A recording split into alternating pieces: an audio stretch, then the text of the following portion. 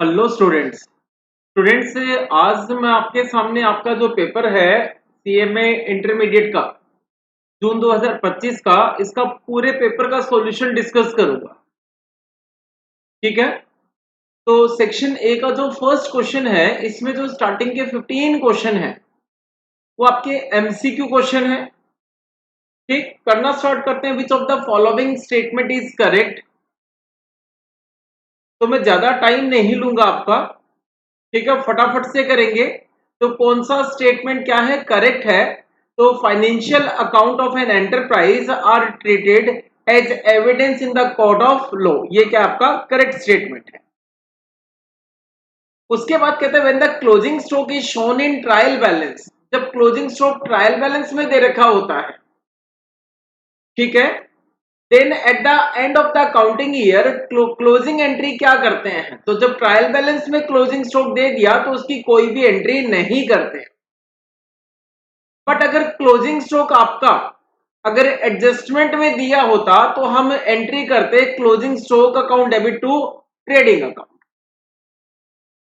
State which of the following transaction can be classified as foreign currency transaction। तो आप जब पढ़ के देखेंगे तो आपको पता लगेगा ए भी इंक्लूड है, बी भी इंक्लूड है, सी भी इंक्लूड है। तो आप ऑप्शन टिक करेंगे, इसका ऑप्शन डी टिक करेंगे। क्वेश्चन नंबर 4 में आएंगे विच of the following is not an accounting convention. तो डिस्क्लोजर आपका अकाउंटिंग कन्वेंशन है, कंजर्वेटिज्म भी अकाउंटिंग कन्वेंशन है, मेटेरियलिटी भी अकाउंटिंग कन्वेंशन है। बिजनेस एंटिटी जो है वो आपका अकाउंटिंग कॉन्सेप्ट होता है, ये कन्वेंशन नहीं होता। The following information is given in trial balance of Rupa dresses as on 31 March 2025। आपको बैड डेट्स दे रखे हैं, आपको provision for bad and doubtful debts का ओपनिंग बैलेंस दे रखा हो, डेटर्स दे रखे हैं। फर्दर आपको बैड डेट्स दे रखे हैं 1800 रुपीज के। कहते हैं Rupa Dresses make a provision for bad and doubtful debts 5% on debtors. तो amount of such provision to be shown in balance sheet में कितना प्रोविजन दिखाएंगे। तो 2 लाख के डेटर्स हैं, उसमें पहले माइनस करेंगे फर्दर बैड डेट्स कितना 1800। तो आपका जो डेटर का माइनस करने के बाद जो बैलेंस बचेगा वो बचेगा 1,98,200 रुपीज।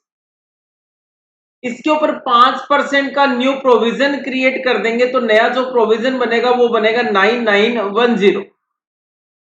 ठीक है जी, तो बैलेंस शीट में कितना दिखाएंगे 9910 दिखाएंगे। और आप इसका सॉल्यूशन आप यहां से भी देख सकते हैं 9910।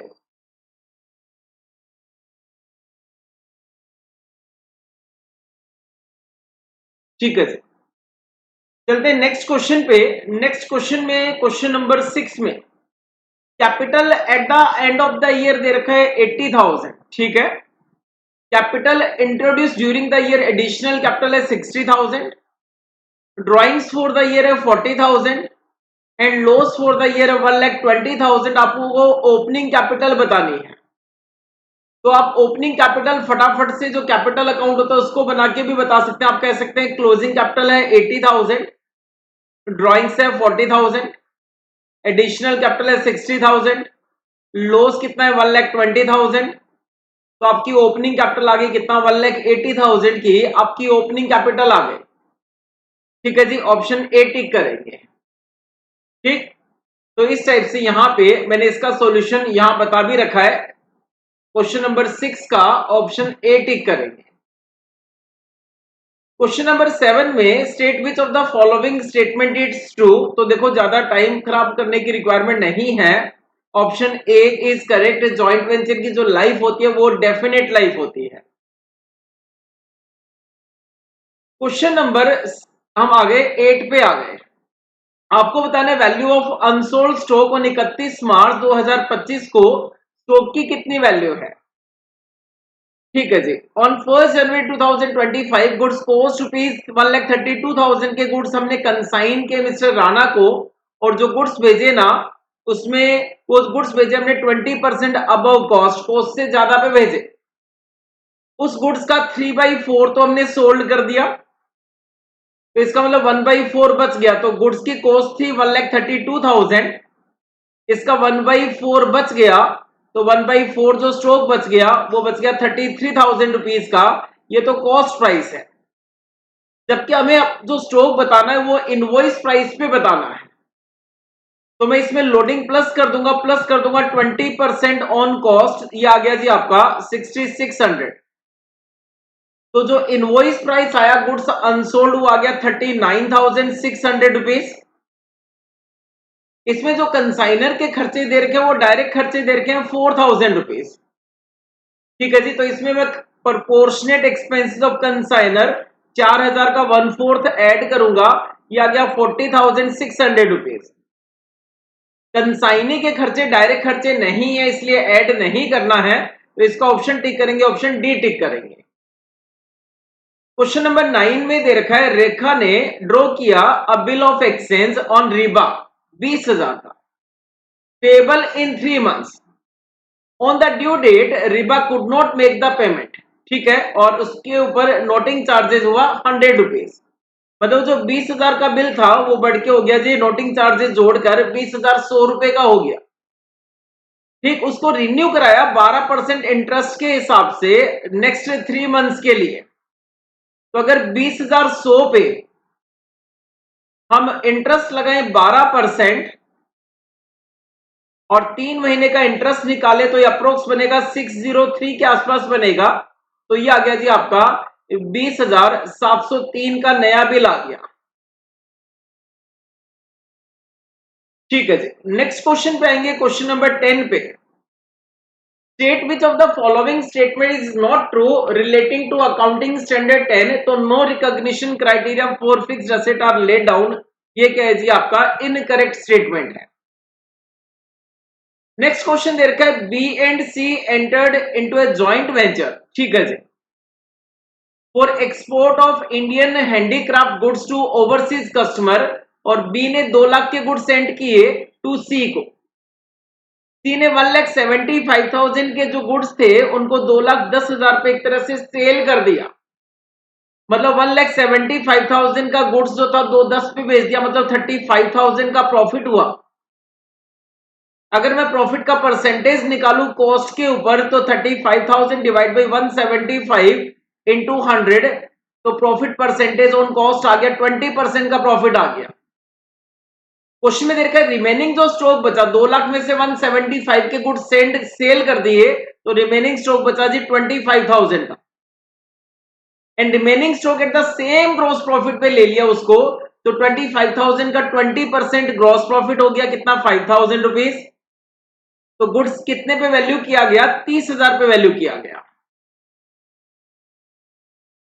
उसके बाद क्वेश्चन नंबर 12 पे आएंगे, state which of the following statement is true.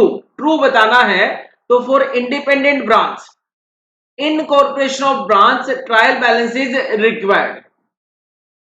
उसके बाद असेशन और रीजन का एक क्वेश्चन दे रखा है goodwill is an intangible asset, ये ट्रू है, but not a fictitious asset, ये भी ट्रू है। Goodwill does not have physical existence, ये भी ट्रू है। और fictitious asset are not realisable whereas goodwill can be purchase और सोल्ड, ये भी ट्रू है। ठीक है, ए भी ट्रू है, आर भी ट्रू है, and R is the correct explanation of A. तो ऑप्शन टिक करेंगे, ऑप्शन डी टिक करेंगे। नेक्स्ट क्वेश्चन कहता है DEF are partners in sharing profit and loss 1:1:1, they decided to share future profit 235। Goodwill of the firm was valued 1,80,000। F का capital account, तो केवल F का sacrifice या गेनिंग रेशियो देख लो क्या आ रहा है। तो एफ का ओल्ड रेशियो था 1/3 माइनस न्यू रेशियो है 5/10। ठीक है जी, तो ये आ गया आपका 10 माइनस 15, तो -5/30। मतलब एफ का कैपिटल, एफ का क्या आ रहा है गेनिंग रेशियो आ रहा है। तो गेनिंग पार्टनर कैपिटल अकाउंट क्या होता है डेबिट होता है, तो एफ का कैपिटल अकाउंट डेबिट करना है। ठीक है जी, आंसर ये हो गया। आंसर तो पता लग गया अपने को डेबिट करना है। अगर आप अमाउंट निकालना चाहो तो आप अमाउंट निकाल सकते हो, इनटू कर दो इसको 1,80,000 से, तो ये आ गया आपका 30,000 का अमाउंट आ गया। ठीक है जी, एमसीक्यू में last question, question number 15, Mr. Ranbir is admitted into partnership for 1/4 share of profit.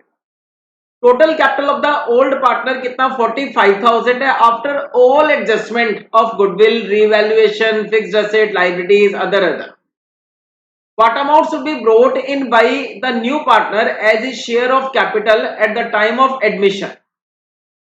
What amount should be brought in by the new partner as his share of capital at the time of admission? उसको 1/4 के लिए admit किया गया, ठीक है जी। तो 1/4 के लिए जब एडमिट किया गया तो 45,000 रिमेनिंग पार्टनर की कैपिटल थी 1 माइनस 1/4 कितना 3/4 के लिए। तो 3/4 के लिए कैपिटल कितनी थी 45,000 थी। तो टोटल कैपिटल निकाल लो फर्म का, टोटल कैपिटल हो गया 45,000 इंटू 4/3। तो total capital of the firm हो गया जी 60,000 रुपए। 60,000 में उसका शेयर कितना 1/5, ये आ गया जी 15,000 रुपए।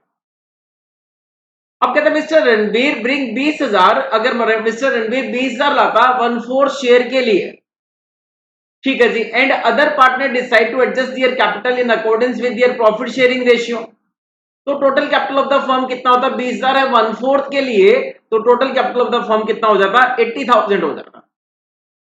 तो इसके एमसीक्यू क्वेश्चन के सॉल्यूशन मैंने यहां भी दे रखे, आप देख सकते हैं यहां से एमसीक्यू क्वेश्चन के सॉल्यूशन।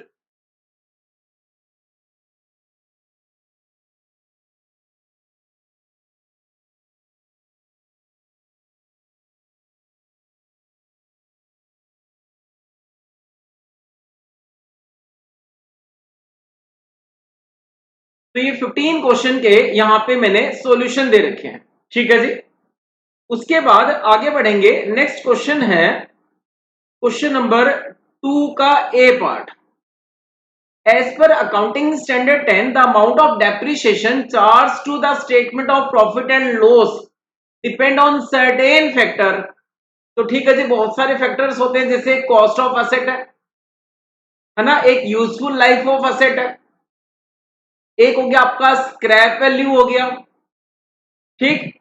तो इस टाइप से काफी सारे फैक्टर्स होते हैं जिनके ऊपर डिपेंड करता है। तो ये रहा इसका थ्योरी का आंसर कि कौन कौन से फैक्टर है, जैसे कॉस्ट ऑफ असेट है, यूजफुल लाइफ है, स्क्रैप वैल्यू है, साथ साथ कौन सा डेप्रिसिएशन का मेथड है, इस पे डिपेंड करता है।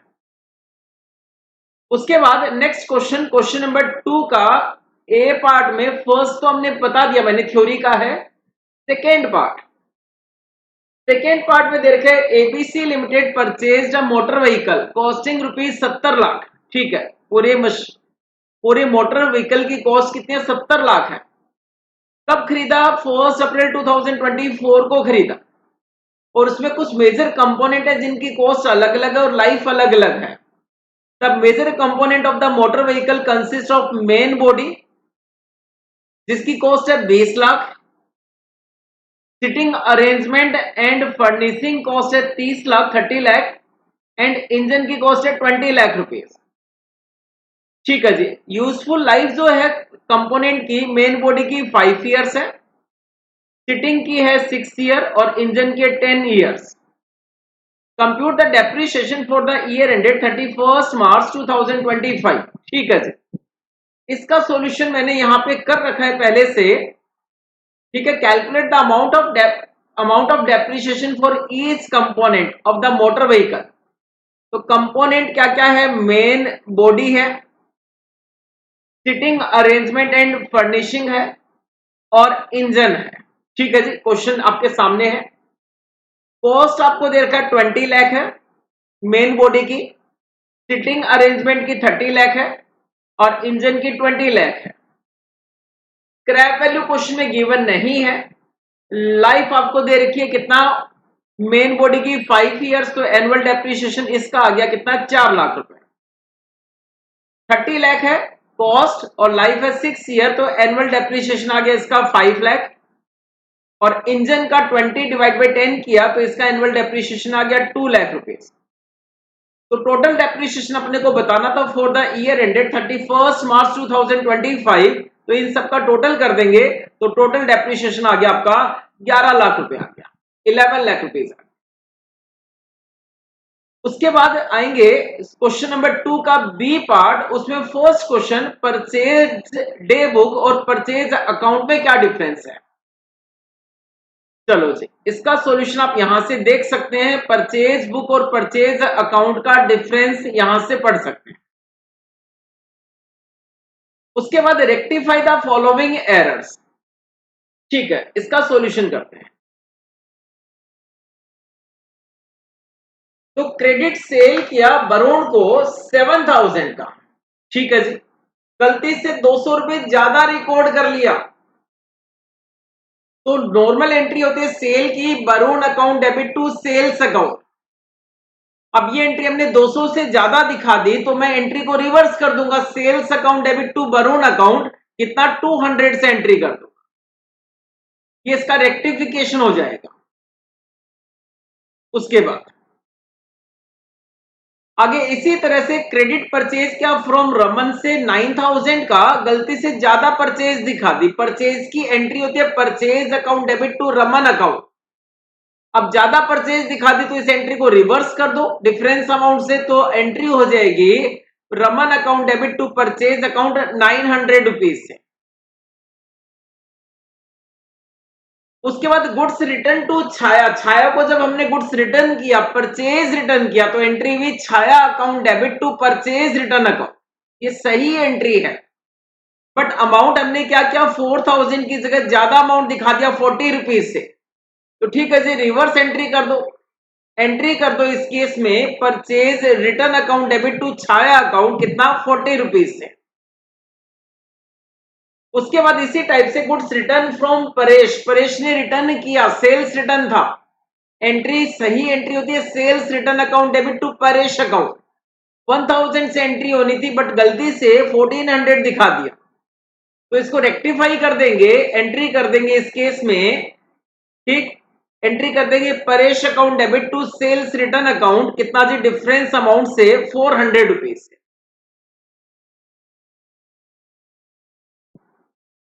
उसके बाद क्वेश्चन नंबर 3 का ए पार्ट करेंगे। ये क्वेश्चन जो है ये इंश्योरेंस क्लेम के टॉपिक का है। क्वेश्चन में कहता हूं 30 March 2025 fire occurred in the premises of Mrs Rajesh and company. The concern had taken a insurance policy. एक पॉलिसी ले रखी है 1,20,000 रुपीज की, subject to average clause. From the books of account the following particulars. जो अपने को data दे रखे हैं वो इस साल के स्टार्टिंग से लेकर up to the date of fire ही दे रखे हैं। इसका मतलब पिछले साल के अपने को डाटा नहीं दे रखे, तो अपने को यहाँ पे प्रॉफिट का रेट दे रखा है इसने कि प्रॉफिट जो होता है वो 20% ऑन सेल होता है। तो मैं बनाऊंगा इस साल के लिए एक मेमोरेंडम ट्रेडिंग अकाउंट बनाऊंगा 1 जनवरी से लेकर up to the date of fire. इस क्वेश्चन में जो ईयर एंडेड है वो 31 दिसंबर का है। ठीक है जी, तो पिछले साल का जो स्टॉक था, जो ईयर एंड हुआ, वहां का क्लोजिंग स्टॉक इस साल का ओपनिंग स्टॉक हो जाएगा। तो मैंने एक मेमोरेंडम ट्रेडिंग अकाउंट बनाया of messrs Rajesh and company for the period, ठीक, 1 जनवरी से लेकर जब आग लगी तब तक का। तो ओपनिंग स्टॉक मैंने लिख दिया यहां पे, जो पिछले साल का जो क्लोजिंग स्टॉक है वो इस साल का ओपनिंग स्टॉक। उसके बाद दे रखा जी परचेजेस दे रखा है 3,40,000 का इस पीरियड के दौरान, जिसमें एक मशीनरी इंक्लूडेड, तो मशीनरी को माइनस कर दूंगा, टू परचेजेस माइनस करूंगा मशीनरी। ठीक है जी। उसके बाद कहता है वेजेस, जिसमें 6,06,000 की वेजेस इंक्लूडेड है जो इंस्टॉलेशन ऑफ मशीनरी पे लगी, तो 1 लाख में से 6,000 माइनस करूंगा और 94 दिखा दूंगा ट्रेडिंग अकाउंट में। उसके बाद सेल्स दे रखी है 550 की सेल हुई, जिसमें 99,000 का गुड सेंट ऑन अप्रूवल है, बट यहां पे दे रखा आगे no approval have been received in respect of 2/3 of the good sold. 2/3 के लिए अप्रूवल नहीं आई, इसका मतलब वो सेल कंप्लीट नहीं हुई। ठीक है जी, तो सेल्स थी 550 की, जिसमें 99,000 का गुड्स अप्रूवल पे भेजा गया था, जिसमें 2/3 की अप्रूवल नहीं आई। ठीक है, सेल्स ऑन अप्रूवल कितना 66,000, बाकी सेल कंप्लीट हो गई। उसके बाद प्रॉफिट है 20% ऑन सेल, सेल आपको मिल गई है, कितना है जी 4,84,000 है, उसके ऊपर आप प्रॉफिट निकाल दो 20%, तो ये प्रॉफिट का अमाउंट आ गया। तो बैलेंसिंग फिगर बच गया आपका, इसमें क्लोजिंग स्टॉक बच गया on the date of fire. Date of fire के दिन जो स्टॉक था वो था 1,78,000 का।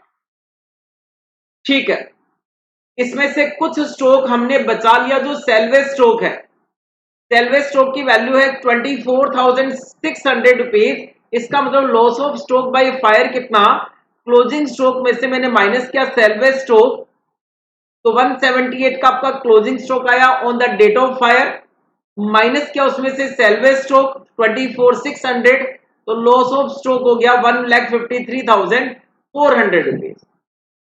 ठीक, जबकि पॉलिसी है एवरेज क्लोज के बेसिस पे, तो क्लेम कितना, तो पॉलिसी का अमाउंट है 120,000 का, डिवाइड करेंगे क्लोजिंग स्टॉक से, मल्टीप्लाई करेंगे लॉस ऑफ स्टॉक से, तो ये आ गया आपका अमाउंट ऑफ क्लेम आ गया। ठीक है जी, ये आपका इस क्वेश्चन का आंसर आ गया। क्वेश्चन की रिक्वायरमेंट थी कि आप कितने अमाउंट का क्लेम करेंगे। You are required to compute the amount of claim to be lost to the insurance company. चलो इसी क्वेश्चन के हम बी पार्ट पे आएंगे। बी पार्ट बड़ा आसान सा क्वेश्चन दे रखा है, जिसमें आपको ब्रांच स्टॉक अकाउंट बनाना है, ब्रांच एडजस्टमेंट अकाउंट बनाना है, एंड ब्रांच का प्रॉफिट एंड लॉस अकाउंट बनाना है। क्वेश्चन में आपको कहता है गुड्स जो भेजते हैं ब्रांच को, वो कॉस्ट प्लस 1/3 भेजते हैं, 1/3 ऑन कॉस्ट। लोडिंग जो है 1/3 ऑन कॉस्ट है, तो इनवॉइस प्राइस भी हो गया 1/4 ऑन इनवॉइस प्राइस। ठीक है जी, करना स्टार्ट करते हैं। अपने को 3 अकाउंट बनाने हैं, एक बनाना है ब्रांच स्टॉक अकाउंट, एक बनाना है ब्रांच एडजस्टमेंट अकाउंट, एक बनाना है branch profit and loss account. चलो सबसे पहले मैं बना देता हूं यहां पे ब्रांच स्टॉक अकाउंट बना देता हूं। ठीक, उसके बाद बाकी अकाउंट बना लेंगे। तो क्वेश्चन में सबसे पहला अमाउंट कहता है stock at the commencement at branch, मतलब ओपनिंग स्टॉक कितना था, इनवॉइस प्राइस पे 3,60,000 का ओपनिंग स्टॉक था। आप चाहो तो इसकी लोडिंग साथ साथ कर लो। ब्रांच एडजस्टमेंट अकाउंट में 3,60,000 का ओपनिंग स्टॉक था, तो आप ब्रांच एडजस्टमेंट में लिखेंगे बाई स्टॉक रिजर्व अकाउंट, इसका 1/4। तो आपने लिखा बाई स्टॉक रिजर्व अकाउंट 3,60,000 का 1/4 कितना, 90,000। उसके बाद दूसरा पॉइंट कहता है क्लोजिंग स्टॉक एट ब्रांच कितना है जी, 2,88,000 का है। ठीक है, तो by balance CD branch stock account पे आ जाओ, आप लिखेंगे बाई बैलेंस सीडी स्टॉक कितना है, 2,88,000 का है। ठीक है, इसकी भी अभी मैं लोडिंग करके दिखाऊंगा, पहले क्वेश्चन और पढ़ लेता हूं। Good sent to branch during the year at invoice price including goods invoice at 48,000 but not yet received by branch before closing of the year। तो गुड सेंट टू ब्रांच कितना जी, 24 lakh rupees का है। तो हमने लिखा to good sent to branch account कितना, 24 lakh rupees. 48,000 के goods अभी ब्रांच के पास नहीं पहुंचे हैं, वो इन ट्रांजिट है। तो जब आप बाई बैलेंस सीडी लिखोगे, क्लोजिंग स्टॉक लिखोगे, तो आप लिखोगे इन हैंड इतना स्टॉक है जो हमने पहले दे रखा है, आप लिखेंगे इन ट्रांजिट 48,000 है, तो टोटल जो स्टॉक है वो 3,36,000 का है। अब मैं इन दोनों की लोडिंग कर दूंगा, तो 24 लाख की लोडिंग करूंगा by good sent to branch account, loading कितना 6 लाख रुपीज। 24 लाख का 1/4 क्यों, लोडिंग 1/3 ऑन कॉस्ट है, 1/4 ऑन इनवॉइस प्राइस है। अब क्लोजिंग स्टॉक पे भी लोडिंग कर दूंगा। ठीक, लिखूंगा यहाँ पे टू स्टॉक रिजर्व 3,36,000 का आपका स्टॉक है, दोनों मिला के उसके ऊपर 1/4 की लोडिंग की 84,000 का अमाउंट आ गया। उसके बाद फिर से क्वेश्चन पे आएंगे, क्वेश्चन पढ़ते जाएंगे और ट्रीटमेंट करते जाएंगे। Return of goods to head office, invoice price कितना, 1,20,000। ठीक है जी, तो गुड्स जब ब्रांच को सेंड किए तो हमने एंट्री की to goods send to branch account 24 lakh rupees. अब ब्रांच ने हेड ऑफिस को गुड्स वापस रिटर्न कर दिए, तो by good send to branch account return कितना 1,20,000 का, इसकी भी लोडिंग होगी। इसकी लोडिंग मैं करूंगा to good send to branch account, loading on return 1,20,000 का 1/4 कितना 30,000 की लोडिंग आ गई। उसके बाद क्रेडिट सेल एट ब्रांच, उसके बाद दे रखा है इनवॉइस वैल्यू ऑफ गुड्स पिल्फर्ड, ये क्या होता है, ये अबनॉर्मल लॉस होता है। ठीक है जी। तो ब्रांच स्टॉक में हम यहां पे दिखाएंगे by branch debtor account credit sale 1,20,000 by goods pilfered abnormal loss कितना 24,000। ठीक है, ब्रांच डेटर कितना 1,20,000 क्रेडिट सेल और गुड्स पिल्फर्ड अबनॉर्मल लॉस कितना हो गया 24,000 का हो गया। ये भी किस पे, इनवॉइस प्राइस पे है। क्यों, क्योंकि ब्रांच स्टॉक अकाउंट हमेशा किस प्राइस पे बनता है, इनवॉइस प्राइस पे बनता है। ठीक है, तो मैं इसकी लोडिंग करूंगा, मैं लिखूंगा टू गुड्स पिल्फर्ड 24,000 का 1/4 किया, ये तो लोडिंग आ गई। अब गुड्स 24,000 की इनवॉइस प्राइस के गुड्स का लॉस हो गया, जिसमें 6,000 तो लोडिंग का अमाउंट था, बाकी 18,000 उसकी क्या थी, कॉस्ट थी। और अब नॉर्मल लॉस की कॉस्ट को कहां दिखाते हैं, लॉस तो हुआ तो इसको दिखाएंगे branch profit and loss account में दिखाएंगे। उसके बाद आगे चले हम और यहाँ पे देखा नॉर्मल लॉस एट ब्रांच कितना 36,000, ये लॉस वो लॉस है जो होना ही होना है। और कैश सेल्स एट ब्रांच कितना 21,60,000। ठीक है, तो मैं वापस आऊंगा अपने ब्रांच स्टॉक अकाउंट, मैं यहाँ पे लिखूंगा बाई बैंक कैश में सेल इतना, और जो नॉर्मल लॉस है इस transfer to branch adjustment account कितना 36,000 का नॉर्मल लॉस हो गया। ठीक है जी, तो 36,000 को मैं ट्रांसफर कर दूंगा ब्रांच एडजस्टमेंट अकाउंट में, लिखूंगा टू ब्रांच स्टॉक अकाउंट 36,000, ये कौन सा लॉस है, नॉर्मल लॉस है। चलो सारे के सारे पॉइंट हमने कवर कर दिए। ठीक, books are close on 31 March 2025। देखो सारे पॉइंट टिक हो गए, मैंने पहले ही सॉल्यूशन करके इसका रखा हुआ था। टोटल करेंगे, माइनस करेंगे डेबिट साइड, अगर इस साइड आया तो ये सरप्लस का अमाउंट आ गया। सरप्लस को हम ट्रांसफर करेंगे ब्रांच एडजस्टमेंट अकाउंट में। ठीक है, देख सकते हैं सारी लोडिंग कंप्लीट कर दी, जो डिफरेंस आया वो आ गया जी, प्रॉफिट आ गया, उस प्रॉफिट को ट्रांसफर करूंगा branch profit and loss account में। इस प्रॉफिट को हमने ट्रांसफर किया branch profit and loss account में, और फाइनली आ गया आपका नेट प्रॉफिट आ गया ब्रांच पे 5,52,000। चलो नेक्स्ट क्वेश्चन पे आएंगे, question number 4।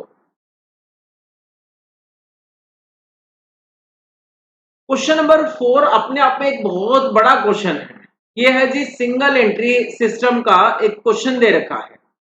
The following information relate to the business of ABC enterprise, prepare a trading and profit and loss account for the year ended 31st March 2025 और balance sheet बनानी है उसी date पर।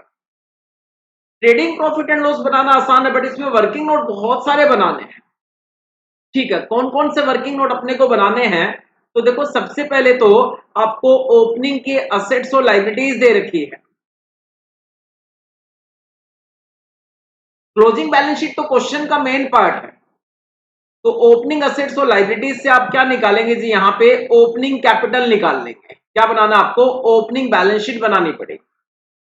उसका debtor का closing balance नहीं दे रखा तो आपको एक डेटर अकाउंट बनाना पड़ेगा।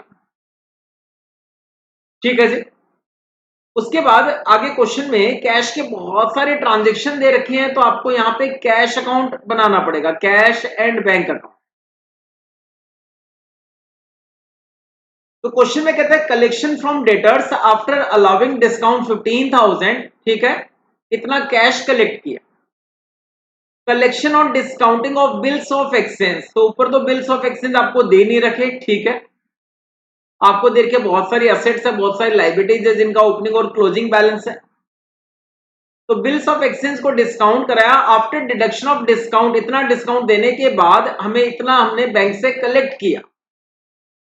क्रेडिटर को 4 लाख हमने, मतलब 4 लाख देने थे, हमने 392 पेड किए, मतलब 8,000 का डिस्काउंट रिसीव्ड हो गया। फ्रेट इनवर्ड एक डायरेक्ट खर्चा है बट कैश तो पे किया।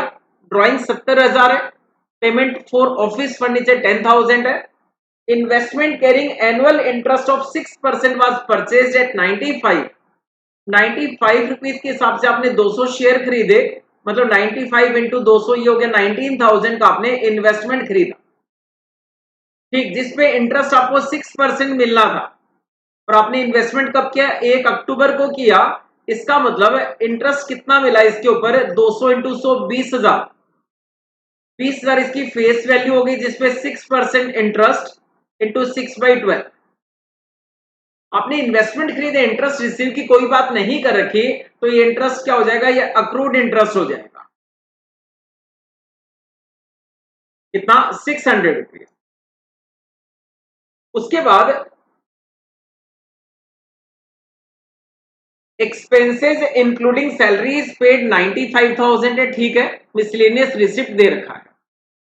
आगे कहता है बिल ड्रॉन, इस साल बिल लिखा हमने डेटर्स के ऊपर, तो एंट्री हुई BR account debit to debtors account 1 lakh rupees से, जिसमें 20,000 के बीआर हमने क्रेडिटर को एंडोर्स कर दी। तो क्रेडिटर को जब एंडोर्स किया तो एंट्री हुई creditors account debit to BR account 20,000। उस एंडोर्स बिल में से भी एक 4,000 का बिल डिसऑनर हो गया, तो जब बिल डिसऑनर हो गया एंडोर्स बीआर में से, तो एंट्री हो जाएगी debtors account debit to creditors account. कितना जी? 4,000 रुपए से। 9,000 के जो गुड्स थे वो एडवर्टाइजिंग मटेरियल में बांट दिए हमने।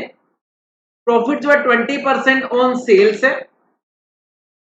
कैश बुक का अगर डिफरेंस आता है, कैश बुक जब बनाएंगे जो डिफरेंस आएगा वो या तो ड्राइंग से आएगा, अगर क्रेडिट साइड डिफरेंस होगा, अगर डेबिट साइड होगा तो एडिशनल कैपिटल आएगा। डेटर्स पे 2% का डाउटफुल डेट्स भी बनाना है। तो जब मैंने पूरा क्वेश्चन पढ़ा तो मुझे पता लगा इसमें तो सेल्स का कहीं बात ही नहीं कर रखी।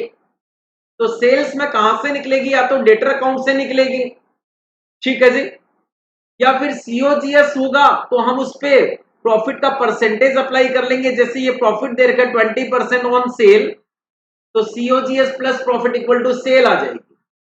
बट सीओजीएस निकालने के लिए आपको परचेज चाहिए, परचेज निकालने के लिए आपको क्रेडिटर का अकाउंट बनाना पड़ेगा। इसमें बीआर की भी बहुत सारी बातें कर रखी है, तो एक बीआर अकाउंट बना लेंगे, ठीक है जी। तो इस साइड से कुछ वर्किंग नोट बनाना पड़ेगा, एक डेटर्स का, एक क्रेडिटर्स का, एक ओपनिंग बैलेंस शीट, एक कैश बुक, एक बीआर अकाउंट, ये कुछ अकाउंट बनाएंगे, ठीक है। करना स्टार्ट करते हैं।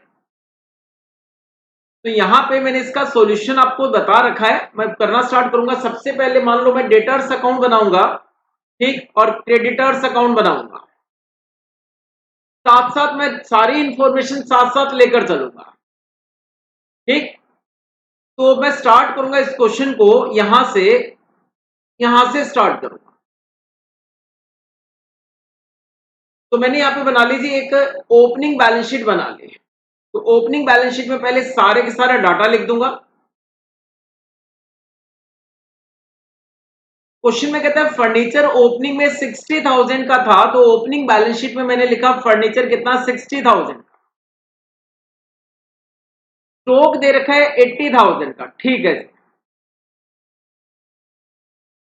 डेटर्स का ओपनिंग बैलेंस है 1,60,000। डेटर्स का opening balance opening balance sheet में भी आएगा और डेटर्स का ओपनिंग बैलेंस डेटर अकाउंट में भी आएगा, टू बैलेंस बीटी। उसके बाद क्रेडिटर का ओपनिंग बैलेंस है 1,10,000, ठीक है, 1,10,000 क्रेडिटर का ओपनिंग बैलेंस है। तो क्रेडिटर का ओपनिंग बैलेंस क्रेडिटर अकाउंट में भी आएगा और क्रेडिटर का ओपनिंग बैलेंस आपका ओपनिंग बैलेंस शीट में भी आएगा। उसके बाद आगे दे रखा आपको प्रीपेड एक्सपेंसेस का ओपनिंग बैलेंस है 6,000 और आउटस्टैंडिंग एक्सपेंसेस का ओपनिंग बैलेंस है 20,000 और कैश का और बैंक का बैलेंस दे रखा है। तो मैंने यहां पे प्रीपेड एक्सपेंसेस का बैलेंस लिख दिया, आउटस्टैंडिंग बैलेंस एक्सपेंसेस का बैलेंस लिख दिया, कैश एंड बैंक का ओपनिंग बैलेंस लिख दिया, और ये मेरी बैलेंसिंग फिगर क्या आ गई? कैपिटल आ गई। तो इसी के साथ मैंने ओपनिंग बैलेंस शीट को यहां पे क्लोज कर दिया। अब मैं एडजस्टमेंट पढ़ना स्टार्ट करूं। तो जब डेटर का हमने अकाउंट बनाया तो डेटर का ओपनिंग तो दे रखा है, क्रेडिट क्लोजिंग नहीं दे रखा। क्रेडिटर का ओपनिंग भी दे रखा है, क्लोजिंग भी दे रखा है, तो क्रेडिटर का क्लोजिंग भी लिख देता हूं क्योंकि मुझे क्रेडिटर अकाउंट यहां पे बनाना है। तो मैंने लिखा क्रेडिटर का क्लोजिंग बैलेंस 1,50,000 रुपए। उसके बाद फर्स्ट पॉइंट, ठीक है जी, कैश बुक मैं बाद में बनाऊंगा, पहले फर्स्ट पॉइंट कर लेता हूं। यहां पे कहता है collection from debtors after allowing discount 15,000 amounts to ₹5,85,000। तो आप एक काम करो ना, कैश बुक साथ साथ बना लो, दो दो बार क्वेश्चन नहीं पढ़ना पड़ेगा, तो कैश बुक भी साथ साथ बना लेते हैं। तो डेटर से 15,000 का हमने डिस्काउंट अलाउ किया और डेटर से में 5,85,000 रुपीज रिसीव हो गए। तो ये जो पैसा आया ना, ये कैश बुक में भी आएगा। तो कैश बुक का सबसे पहले ओपनिंग बैलेंस लिख दिया और मैंने लिखा cash account debit to debtors account 5,85,000 की कलेक्शन हो गए। उसके बाद collection on discounting of BR, हमने एक बीआर डिस्काउंट कराया आफ्टर डिडक्शन ऑफ डिस्काउंट 1250 और बैंक में कितना पैसा जमा हुआ 61,250। ठीक है जी, तो एक बीआर अकाउंट भी साथ साथ बना लेते हैं इसके लिए। ठीक, तो यहां पे आपको बीआर कहता है, बीआर आपने ड्रॉ किए 1,00,000 रुपए के, यहां से स्टार्ट करना पड़ेगा। तो आपने बीआर ड्रॉ किए 1,00,000 रुपीज के, तो आपने बीआर का अकाउंट बनाया, तो एंट्री में BR account debit to debtors account कितना 1,00,000 रुपए। ठीक, तो डेटर्स में आप लिखोगे बाई बीआर अकाउंट। उसके बाद अब वापस ऊपर पॉइंट पे आ जाऊंगा, क्योंकि जब तक बिल ड्रॉ नहीं करूंगा तब तक उसको डिस्काउंट कैसे कराऊंगा।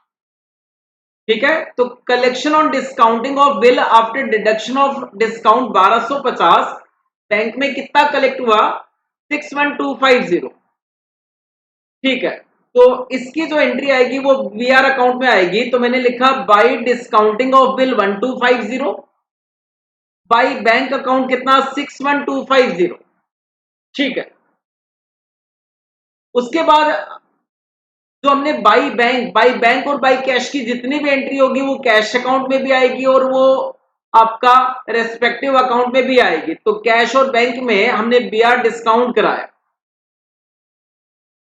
आगे कहता है क्रेडिटर ऑफ 4,00,000 को हमने 3,92,000 पे किया फुल सेटलमेंट में। तो बाई क्रेडिटर 3,92,000 पे किया।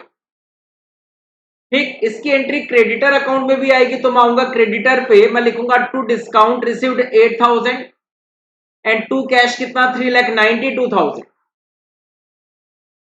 उसके बाद आगे बढ़ेंगे, freight inward paid drawing 70,000, furniture खरीदा 10,000। ये तीनों की तीनों एंट्री आएगी आपकी कैश बुक में आएगी।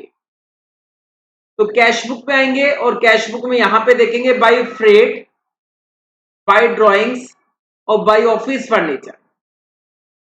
उसके बाद इन्वेस्टमेंट खरीदे 19,000 के, जो अभी अभी मैंने आपको बताया था। तो बाई इन्वेस्टमेंट कितना 19,000 के इन्वेस्टमेंट खरीदे।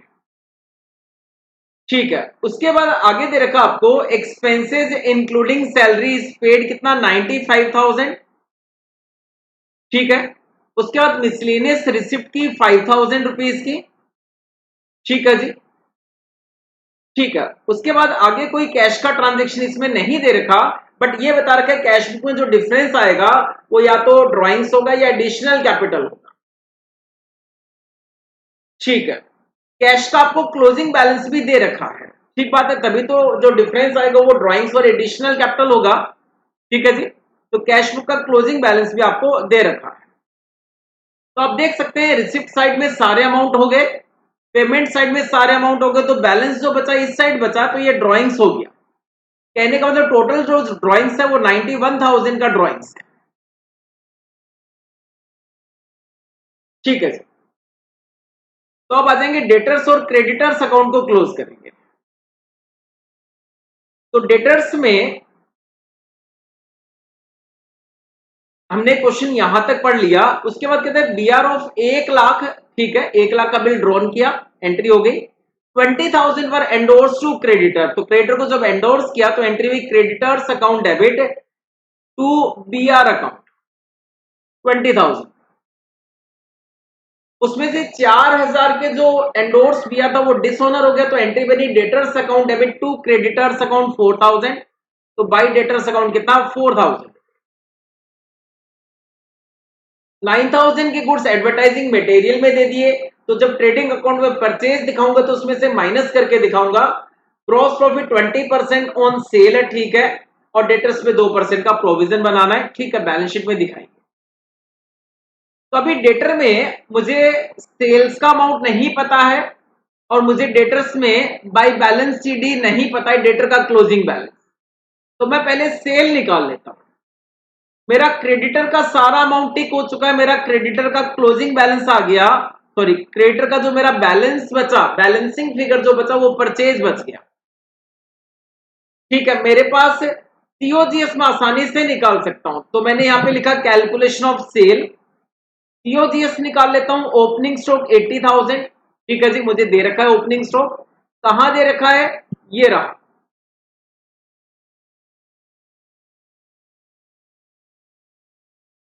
क्लोजिंग स्टॉक भी मुझे दे रखा है। परचेज मैंने कैलकुलेट कर ली, तो opening stock plus purchase, purchase में से 9,000 के गुड्स हमने एडवर्टाइजिंग में दे दी, वो मैंने यहां पे माइनस करके दिखा दिया। प्लस करेंगे डायरेक्ट एक्सपेंसेस, जो फ्रेट इनवर्ड दे रखा है आपको, प्लस करेंगे डायरेक्ट एक्सपेंसेस जो फ्रेट इनवर्ड दे रखा है 30,000 का,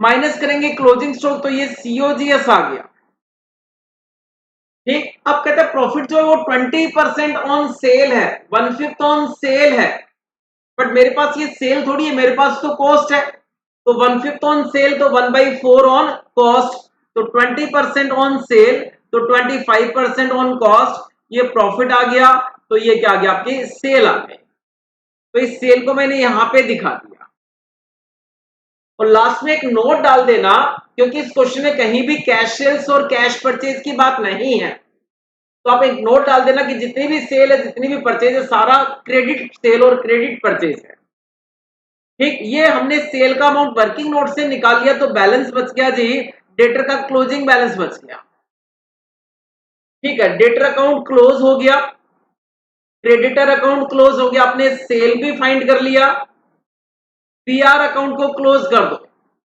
एक तो ये वाला अमाउंट टिक करो, आपने एक एंट्री की creditors account debit to BR account, और बीआर का क्लोजिंग बैलेंस आ गया 17,500। आपने ओपनिंग बैलेंस शीट से ओपनिंग कैपिटल भी निकाल लिए। एक्सपेंसेस का कुछ ज्यादा ही पॉइंट दे रखा था, एक तो एक्सपेंसेस पेड था 95,000, उसके बाद जब आप यहाँ पे ये असेट और लाइबिलिटी देखोगे, यहाँ पे आप देखोगे प्रीपेड एक्सपेंसेस का ओपनिंग बैलेंस भी है, क्लोजिंग बैलेंस भी है, आउटस्टैंडिंग एक्सपेंसेस का ओपनिंग भी है और क्लोजिंग भी है। तो आप चाहो तो एक अलग से वर्किंग नोट बना सकते हो कि प्रॉफिट एंड लॉस में कितना एक्सपेंसेस दिखाना है। तो एक्सपेंसेस पेड 95,000, तो क्लोजिंग जो आउटस्टैंडिंग होता है उसको ऐड करते हैं, और ओपनिंग का जो एडवांस होता है वो इस साल के लिए होता है, उसको ऐड करते हैं। क्लोजिंग का जो एडवांस होता है उसको माइनस करते हैं, और ओपनिंग का आउटस्टैंडिंग होता है उसको माइनस करते हैं, तो नेट अमाउंट आ गया 92। इसको मैं दिखा दूंगा प्रॉफिट एंड लॉस में सन्ड्री एक्सपेंसेस के नाम से, ठीक है जी। कैश एंड बैंक अकाउंट भी बना दिया, इसमें डिफरेंस आया ड्रॉइंग्स का। अब बना लेते हैं trading and profit and loss account. आपको ओपनिंग स्टॉक पता लग गया, दे रखा था, परचेज आपने निकाल लिया क्रेडिटर अकाउंट से, उसमें से एडवर्टाइजिंग का माइनस किया, फ्रेट आपको क्वेश्चन में दे रखा है, सेल्स आपने वर्किंग नोट से निकाल ली, क्लोजिंग स्टॉक आपको दे रखा था, आपने टोटल करके माइनस किया, तो ये आपका ग्रॉस प्रॉफिट आ गया, ठीक है। उसके बाद ग्रॉस प्रॉफिट यहां पे आपने लिखा, इंटरेस्ट अक्रूड ऑन इन्वेस्टमेंट कितना 600 रुपीज, क्रेडिटर से 8,000 का डिस्काउंट रिसीव किया, उसके बाद मिसलेनियस इनकम 5,000 क्वेश्चन में दे रखी थी, सन्ड्री एक्सपेंसेस वर्किंग नोट से निकाल लिए, ठीक। कुछ मटेरियल एडवर्टाइजिंग में दे दिया 9,000 का, डिस्काउंट अलाउड डेटर्स का 15,000 था और बीआर का 1250 था, टोटल डिस्काउंट अलाउड आ गया। Depreciation on furniture, furniture opening में था 60,000 रुपए का, ये रहा से, तो 60,000 पे डेप्रिसिएशन आपने लगाया, कितना परसेंट डेप्रिसिएशन लगाया, तो डेप्रिसिएशन ऑन फर्नीचर ये लगाया आपने 10%, ठीक है जी। फर्नीचर पे आपने यहां पे डेप्रिसिएशन लगाया,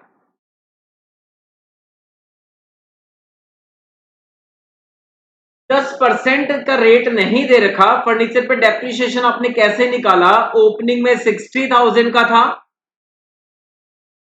एडिशन किया कितना? 10,000 का और खरीदा, तो क्लोजिंग में 70,000 का होना चाहिए था। लेकिन जब आप क्लोजिंग में देख रहे हैं तो ये 63,500 का आ रहा है, तो मतलब डिफरेंस अमाउंट क्या हो गया? डेप्रिसिएशन का अमाउंट हो गया। ठीक है जी। उसके बाद डेटर्स पे प्रोविजन का अमाउंट क्रिएट करना है। डेटर्स जो क्लोजिंग निकले वो निकले आपके 72750, यहां से देख सकते हैं 72750, इस पे 5% का प्रोविजन क्रिएट कर दो। ठीक है जी, 5% का प्रोविजन क्वेश्चन में आपको दे रखा है, तो आप यहां पे लिखोगे to provision for doubtful debts कितना? 1455, और डिफरेंस आ गया आपका नेट प्रॉफिट आ गया, जिसको मैं बैलेंस शीट में कैपिटल में ऐड कर दूंगा। तो बैलेंस शीट में कैपिटल ओपनिंग हमने ओपनिंग बैलेंस शीट से निकाली, नेट प्रॉफिट ऐड कर दिया और ड्राइंग्स 91,000 माइनस कर दिया। क्रेडिटर, ठीक है जी, 1,50,000 क्रेडिटर का क्लोजिंग बैलेंस दे रखा है। आउटस्टैंडिंग बैलेंस का दे रखा है, आउटस्टैंडिंग एक्सपेंसेस का दे रखा है आपको। फर्नीचर का क्लोजिंग बैलेंस दे रखा है। इन्वेस्टमेंट 19,000 के परचेज किए, जिसपे अक्रूड इंटरेस्ट कितना? 600 रुपीज। स्टॉक दे रखा है क्लोजिंग स्टॉक क्वेश्चन में। डेटर्स का हमने बैलेंस निकाल लिया था, जिसमें माइनस क्या? Provision for doubtful dates. PR का अकाउंट बनाया था। कैश एंड बैंक का क्लोजिंग बैलेंस दे रखा है, प्रीपेड एक्सपेंसेस का भी क्लोजिंग बैलेंस दे रखा है। ठीक है सर, आगे चलते हैं। नेक्स्ट क्वेश्चन है, ये काफी लेंदी क्वेश्चन था, सिंगल एंट्री का। नेक्स्ट क्वेश्चन आपका पार्टनरशिप का। क्वेश्चन में देखा है A and B are partner in a firm sharing profit and loss 3:2। Balance sheet आपको दे रखी है। ठीक है जी, क्रेडिटर्स है, ए की कैपिटल है, बी की कैपिटल है, कैश इन हैंड है, डेटर्स पे प्रोविजन दे रखा है, स्टॉक इन ट्रेड है, फिक्सचर्स एंड फिटिंग्स और प्रॉफिट एंड लॉस लॉस दे रखा है, उसको बांटना है ओल्ड पार्टनर में, ओल्ड रेशियो में। ऑन 1 अप्रैल 2025 को सी को एडमिशन दिया और नया रेशियो आपको दे रखा है, तो आप क्या करना? ओल्ड माइनस न्यू करना, सेक्रीफाइस रेशियो आ जाए। गुडविल वैल्यूड 16,000, जिसमें हम सी का शेयर निकाल लेंगे। सी है 2/10 का, तो 2/10 इसमें आ जाएगा 3,200 रुपए। सी अपने गुडविल का अमाउंट कैश में लेकर आए, जिसमें हाफ तो बिजनेस में रिटेन किया, हाफ पार्टनर्स ने विड्रॉ कर दिया। ठीक है, ये रिवैल्यूएशन का पॉइंट है, ये रिवैल्यूएशन का पॉइंट है, ये रिवैल्यूएशन का पॉइंट है। C is to bring cash to make his capital equal to 1/5 of the combined adjusted capital of A and B। ठीक है जी, कैपिटल एडजस्टमेंट का क्वेश्चन है, बट ये कहता है कि सारे एडजस्टमेंट करने के बाद जो ए की कैपिटल आएगी और सारे एडजस्टमेंट करने के बाद जो बी की कैपिटल आएगी, ये जो टोटल कैपिटल आएगी इसका 1/5 सी लेकर आएगा। रीवैल्यूएशन अकाउंट बनाना है, पार्टनर्स कैपिटल अकाउंट बनाना और बैलेंस शीट बनानी है 1 अप्रैल 2025। ठीक है, तो सबसे पहले फटाफट से रिवैल्यूएशन अकाउंट बता दो। तो टू बैड डेट्स क्वेश्चन में दे रखा है 4,000, ये रहा जी 4,000 का बैड डेट्स हुआ। Provision for doubtful dates 10% create करना है। डेटर्स कितने हैं? डेटर्स आपके 46,000 के, 4,000 का फर्दर बैड डेट्स हो गया, डेटर बचे 42,000 के। इसका 10% प्रोविजन बना 4,200। ओल्ड प्रोविजन कितना है? 2,000, तो प्रोविजन इंक्रीज हो गया 2,200 से। ठीक, मैंने यहाँ पे एडजस्ट वर्किंग करके भी बता रखा है कि प्रोविजन फॉर डाउटफुल डेट्स कैसे निकाला हमने। 46,000 के डेटर्स हैं, जिसमें 4,000 के एडिशनल बैड डेट्स हो गए, तो डेटर्स बचे 42,000 के। उसका 10% प्रोविजन क्रिएट किया 4,200। पुराना प्रोविजन 2,000 का था, तो प्रोविजन इंक्रीज हो गया 2,200 से। उसके बाद stock in trade is revalued 28,000। पहले स्टॉक 21,500 का था, रीवैल्यू किया 28,000 पे, तो स्टॉक इंक्रीज हो गया, तो स्टॉक आ जाएगा बाई स्टॉक अकाउंट। उसके बाद कहता है fixtures and fittings to be reduce to 300। पहले 500 के थे, 300 200 से कम हो गए, to fixtures and fitting. Plus minus किया, प्रॉफिट आ गया 100 रुपीज। ओल्ड पार्टनर ए और बी में बांटा, 3:2 में 60 एंड 40 आ गया। ठीक है जी। अब आऊंगा पार्टनर्स कैपिटल अकाउंट पे। सबसे पहले कैपिटल लिख दूंगा बाय बैलेंस बीडी, रीवैल्यूएशन का प्रॉफिट लिख दूंगा, बैलेंस शीट में जो लॉस दे रखा है वो बांट दूंगा 5 और 3 के रेशियो में, ओल्ड पार्टनर में, ओल्ड रेशियो में। जो गुडविल लेकर आया था नया पार्टनर, कितना, 3200 रुपीज। ठीक है जी। सी का शेयर इन गुडविल, 16,000 फर्म की गुडविल थी, उसमें सी का शेयर 2/10, 3200। उसको ए और बी में सेक्रीफाइस रेशियो में बांट देंगे। सेक्रीफाइस रेशियो आया 1:1। Old ratio minus new ratio क्या, 1:1 आ गया। तो मैंने लिखा बाई प्रीमियम फॉर गुडविल। ठीक है जी। Half is retained in business, इसका मतलब हाफ विड्रॉ हो गया, तो to cash account half half withdraw कर दिया। सारे एडजस्टमेंट करने के बाद, इसका सारा एडजस्टमेंट करने के बाद, ये माइनस करने के बाद ए की कैपिटल इतनी बची। सारे एडजस्टमेंट करने के बाद, ये माइनस करने के बाद बी की कैपिटल इतनी बची। तो कैपिटल एडजस्टमेंट में सारे एडजस्टमेंट करने के बाद ए की कैपिटल और बी की capital, combined capital of A and B, और क्वेश्चन में कहता है उनकी जो कंबाइंड कैपिटल है उसका 1/5 सी लेकर आया। ठीक है जी। 1/5 कितना, इनका कंबाइंड कैपिटल जो आया उसका 1/5, 15,540। तो बाई बैंक अकाउंट 15,540। ठीक है जी। तो टू बैलेंस सीडी कितना, 15,540। ये मैंने बना दिए, यहां पे कैपिटल अकाउंट बना दिए। अब क्वेश्चन की रिक्वायरमेंट है बैलेंस शीट बनानी है। तो कैश एंड बैंक में सबसे पहले ओपनिंग बैलेंस दे रखा है 30,000 रुपए यहां पे। उसके बाद सी कैपिटल का पैसा लाया, सी गुडविल का पैसा लाया, जिसमें हाफ तो retain in business, half withdraw कर ली, तो कैश का बैलेंस ये आ गया। डेटर्स में से एडिशनल बैड डेट्स माइनस किए, न्यू प्रोविजन माइनस किया, तो ये डेटर का बैलेंस आ गया। Stock is value 28,000 and fixtures and fitting valued 300 rupees. Creditor में कोई भी चेंजेस नहीं है, जो ओल्ड बैलेंस शीट में वही इसमें आ जाएंगे, और कैपिटल का मैंने यहां पे बैलेंस लिख दिया। टोटल करेंगे दोनों साइड इक्वल आ जाए। ठीक है जी। उसके बाद नेक्स्ट क्वेश्चन नंबर आएंगे हम 6 पे। क्वेश्चन नंबर 6 जो है उसका ए पार्ट कंसाइनमेंट का है। Ram of Patna consign goods to Shyam of Delhi for sale at invoice price और अबव, इनवॉइस प्राइस से ज्यादा पे बेचना है। श्याम को जो कमीशन मिलेगा 5% तो मिलेगा अप टू इनवॉइस प्राइस, और इनवॉइस प्राइस से अगर ज्यादा पे माल बेचेगा तो उसका 25% मिलेगा। ठीक है। Ram drew a bill on Shyam 90 days sight for 80% of invoice price as security money. ठीक है, एक बिल लिख दिया। Shyam remit balance proceed after sale. ठीक है, deducting his commission by sight draft. ठीक है, ड्राफ्ट के थ्रू भेजा। गुड्स कॉस्ट रुपीज 20,900, पोस्टिंग 20,900 थी, और इनवॉइस किया गया 28,400 पे। बनाना क्या क्या है वो देख लो। एक तो कंसाइनमेंट अकाउंट बनाना, एक शाम का अकाउंट बनाना है in the books of consignee. चलो इसको मैं समझा दूं आपको। तो in the books of Ram, Ram कौन है, कंसाइनर है, उसकी बुक्स में हमने बनाया consignment to Delhi account.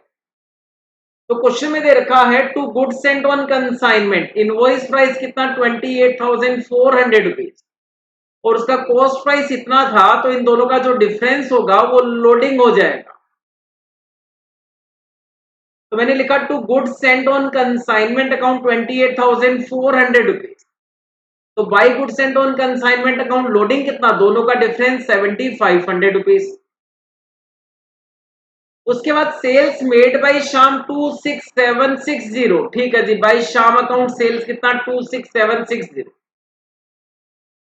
Unsold goods का इनवॉइस प्राइस इतना और कॉस्ट प्राइस इतना है, तो इन दोनों का डिफरेंस क्या हो जाएगा, स्टॉक रिजर्व हो जाएगा।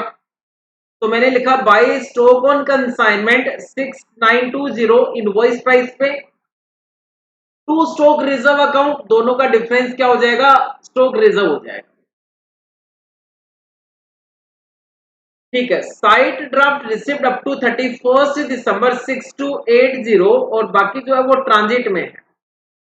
ठीक है, कमीशन निकाल लेते हैं। शाम ने सेल इतना किया, जबकि invoice price of goods sold कितना, इतने का इनवॉइस प्राइस गुड सेंड किया गया था, जिसमें से इतना अभी रखा हुआ है, 6920 का गुड्स रखा है। तो कमीशन का मैं आपको एक वर्किंग नोट दिखा दूं यहां पर कि invoice price of goods sold कितना, 28,400 के इनवॉइस प्राइस के गुड्स सेंड किए गए, जिसमें से 6920 के गुड्स बच गए। तो invoice price of goods sold कितना, 21480, जबकि गुड्स सेल कितने पे किए हैं, 26760 पे किए हैं। तो sale above the invoice price कितना, sale above the invoice price 5280। और क्वेश्चन में कहता है जो कमीशन देना है वो 5% देना है अप टू इनवॉइस प्राइस, और उससे ज्यादा सेल पे 25% देना है। तो इनवॉइस प्राइस तक तो 5% कमीशन देना है 1074, उससे जितने इनवॉइस प्राइस से जितने ज्यादा पे सेल की उसका 25% कमीशन देना है 1320, तो ये कमीशन आ गया 2394। ठीक है जी, तो कमीशन दिखा दूंगा यहां पर कंसाइनमेंट अकाउंट पे टू शाम अकाउंट कमीशन कितना, 2394। और इसी के साथ कंसाइनमेंट अकाउंट मेरा क्लोज हो गया और मैंने यहाँ पे इसका प्रॉफिट निकाल दिया। अब क्वेश्चन में मुझे शाम का अकाउंट बनाना है।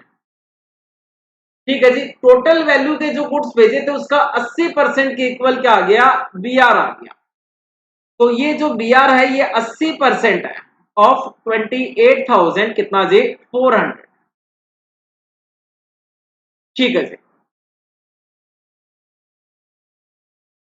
उसके बाद कमीशन दिखा देंगे भाई। ठीक, शाम को कमीशन मिलना है 2394।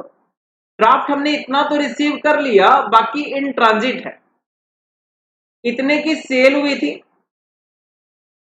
तो 80% सिक्योरिटी मनी है ना, उसको भी तो कैरी फॉरवर्ड करना पड़ेगा। तो टू बैलेंस सीडी इतना स्टॉक बच गया, इसका 80% सिक्योरिटी मनी है, ये बैलेंस सीडी आ गया। तो ड्राफ्ट इन ट्रांजिट कितना जी, 902। ठीक, तो ये था आपका कंसाइनमेंट का सॉल्यूशन, क्वेश्चन नंबर 6A का सॉल्यूशन। उसके बाद 6B में आपको दे रखा है Y purchase a machine under the hire purchase system as per the agreement 40,000 was to be paid at the time of contract, और बैलेंस 4 इंस्टॉलमेंट में पे करना है, 25,000 25,000 25 और 25। मतलब इसमें इंटरेस्ट नहीं जुड़ा हुआ, इंटरेस्ट अलग से दिखाना है। कैश प्राइस है 140, जिसमें 40,000 तो डाउन पेमेंट चला गया, बाकी 25 की इंस्टॉलमेंट हो गई। इंटरेस्ट जो है वो 20% है। ठीक है, find interest for each year and instalment amount आपको बताना है। ठीक है, बड़ा आसान सा क्वेश्चन है, आप देख सकते हैं यहाँ पे 6B का मैंने सॉल्यूशन कर रखा है। Calculation of interest in each year and instalment amount. ठीक है जी, ओपनिंग बैलेंस 140 था, 40,000 का डाउन पेमेंट किया, मतलब कैश प्राइस 40,000 जिसमें कोई भी इंटरेस्ट का एलिमेंट नहीं होता, तो इंस्टॉलमेंट भी 40, तो क्लोजिंग बैलेंस कितना बचा, 1 लाख। 1 लाख का ओपनिंग आ गया, 4 इंस्टॉलमेंट में 25 25 25 25, 1 लाख पे 20% का इंटरेस्ट लगाए 20,000 रुपीज, तो टोटल हो गया 45,000। कैश प्राइस में से कैश प्राइस माइनस किया, closing balance of cash price 75 का 20% इंटरेस्ट 15,000, इंस्टॉलमेंट का अमाउंट आ गया दोनों जोड़कर 40,000। ठीक है, इस टाइप से आप करेंगे। तो आपको क्वेश्चन की रिक्वायरमेंट थी इंस्टॉलमेंट का अमाउंट बताओ, तो first instalment, second instalment, third और फोर्थ इंस्टॉलमेंट। इंटरेस्ट बताना था, फर्स्ट इंस्टॉलमेंट का इंटरेस्ट, सेकेंड इंस्टॉलमेंट का इंटरेस्ट, थर्ड का इंटरेस्ट और फोर्थ इंस्टॉलमेंट का। ठीक है जी, उसके बाद आऊंगा क्वेश्चन नंबर 7 पे, what is the basic difference between accounting standard and Indian accounting standard. ठीक है, थ्योरी का क्वेश्चन आप यहां से देख सकते हैं, क्वेश्चन नंबर 7A, ये राजी इसके जो डिफरेंसेस हैं। उसके बाद list out comparative provision between, ये तो अपने मॉड्यूल में दे रखा है, इंड AS 23 और AS 16 में डिफरेंस दे रखा है, देख सकते हैं आप यहाँ पे। ठीक, वही जो मॉड्यूल का सॉल्यूशन है वही मैंने यहाँ पे बता रखा है। क्वेश्चन नंबर 8 में accounting policies as per AS1 उसके रेलिवेंट डिस्क्लोजर बताते हैं। ठीक है, ये भी अपने मॉड्यूल का ही आंसर है।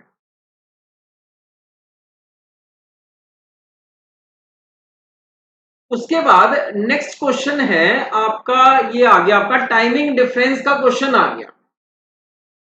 Kanan limited has provided the following information, depreciation as per accounting record इतना है, एज पर टैक्स रिकॉर्ड इतना है। ठीक है, टाइमिंग डिफरेंस की वजह से ये डिफरेंस आ गया जी 3 लाख रुपए। Unamortized preliminary expenses as per tax record, ये डेफर्ड असेट्स हो गई, इसको माइनस कर दूंगा 40,000। तो टाइमिंग डिफरेंस की वजह से अमाउंट आ गया 2,60,000। इसमें टैक्स का रेट कितना है 50% है, तो ये आ गया टैक्स कितना 1,30,000 का टैक्स बना। ठीक, should be recognised as transition adjustment, तो 1,30,000 को हम रिकॉर्ड करेंगे एज ए ट्रांजिशन एडजस्टमेंट के नाम से। आप इसका सॉल्यूशन यहां पर देख सकते हैं। तो अपने को कैलकुलेशन करना था डेफर्ड टैक्स असेट का और डेफर्ड टैक्स लायबिलिटी जो भी निकल के आए, it is a case of timing difference. Excess depreciation as per tax record मैंने आपको बताया 3 लाख है। Unamortized preliminary expenses as per tax record 40,000, तो डिफरेंस आ गया 260।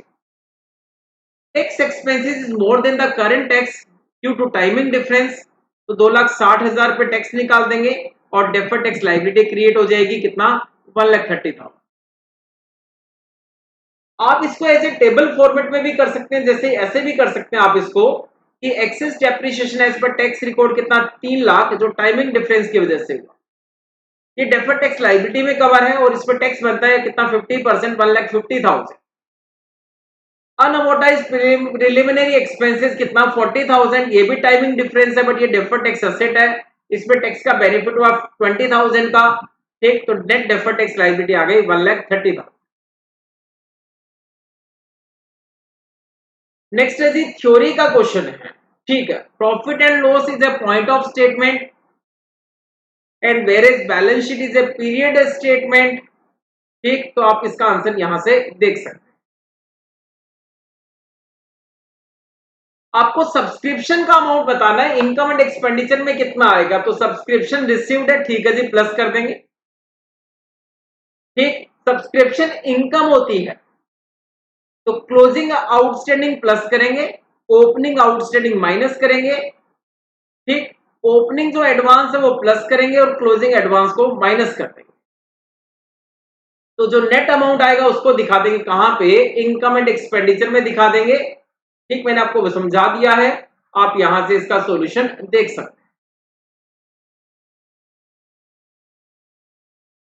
उसके बाद आपको यहां पर आपको दे रखा है जी कुछ डिसोल्यूशन की एंट्री दे रखी है। कहते हैं A and B were partner sharing profit and loss 5:3 on 1 April 2023। Firm का डिसोल्यूशन हो गया और सारी की एसेट सारी लायबिलिटी हमने रियलाइजेशन में ट्रांसफर कर दी अदर देन कैश। 1,80,000 के क्रेडिटर जो थे उन्होंने डेटर को एक्सेप्ट किया, 150 के डेटर उन्होंने लिए 4% डिस्काउंट पे, मतलब 150 के जो डेटर्स थे उन्होंने 6,000 के डिस्काउंट पे लिए, तो 1,44,000, तो बैलेंस हो बचा 36,000, वो पेड कर दिया, तो एंट्री बनी realisation account debit to bank account, कितना 36,000। उसके बाद another creditor of 1,20,000 to cover stock, 50 का स्टॉक 40 पे ले लिया एंड इन्वेस्टमेंट ले लिया, तो ये मान के चलूंगा फुल सेटलमेंट में ले लिया। क्वेश्चन में कहीं नहीं दिया कि बैलेंस हमने उनको पेड कर दिया, तो नो एंट्री रिक्वायर्ड। ठीक है जी, बाकी इसको हम चेक करेंगे जब आपका सजेस्टेड आंसर आ जाएगा। उसके बाद अनदर कोई क्रेडिटर था 3 लाख का, उसने लैंड एंड बिल्डिंग ले ली 5 लाख रुपीज की और बैलेंस उसने फर्म को पे कर दिया, तो 2 लाख उससे हमने ले लिया, तो एंट्री बनी bank account debit to realisation account. और लॉस ऑन रियलाइजेशन 24,000 दे रखा है, जिसको प्रॉफिट शेयर रेशियो में बांट दूंगा, A capital account debit, B capital account debit to realisation 24,000। ठीक है जी, ये आपका मैंने सॉल्यूशन डिस्कस किया। ठीक, पूरे पेपर का सॉल्यूशन डिस्कस कर दिया। ठीक है।